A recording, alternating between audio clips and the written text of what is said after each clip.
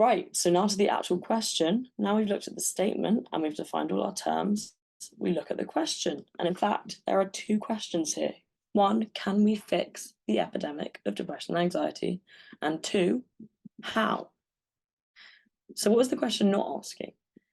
The question isn't asking us to debate whether or not there is an epidemic of depression and anxiety. That's a statement, that is applied, that is assumed. The question is asking us to focus on, can we fix this and how?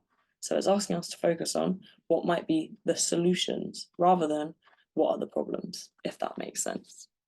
So be really, really clear on what the question is asking, because this signals to the examiner that you are persuasive. I think the best way to go about this is to split up the questions into two. The first one being, can we fix this? Now, the wording of this question is such that it is a closed question. It is either a yes or no question. It is either, yes, we can fix this, or no, we can't fix this.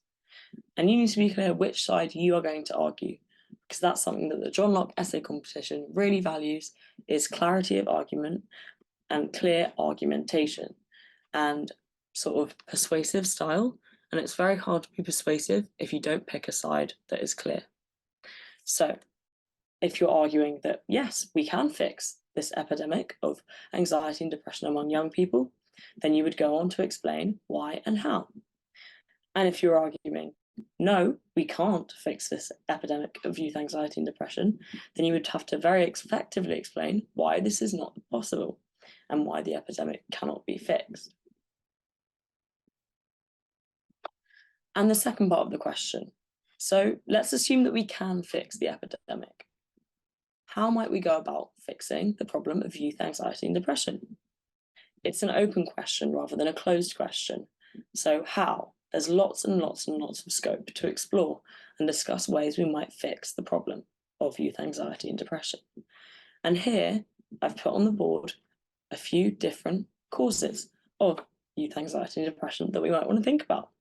And can you sort of, I assume these photos might mean something to you in terms of potential causes for anxiety and depression among young people.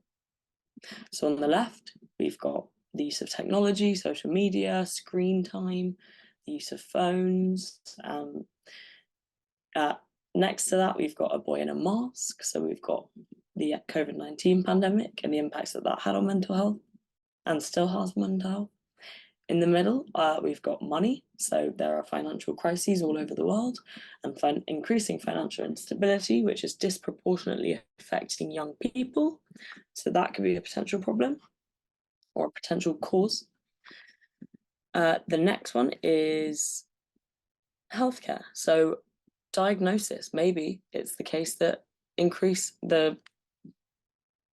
the epidemic of youth anxiety and depression is because there are more and more and more people being diagnosed with these conditions.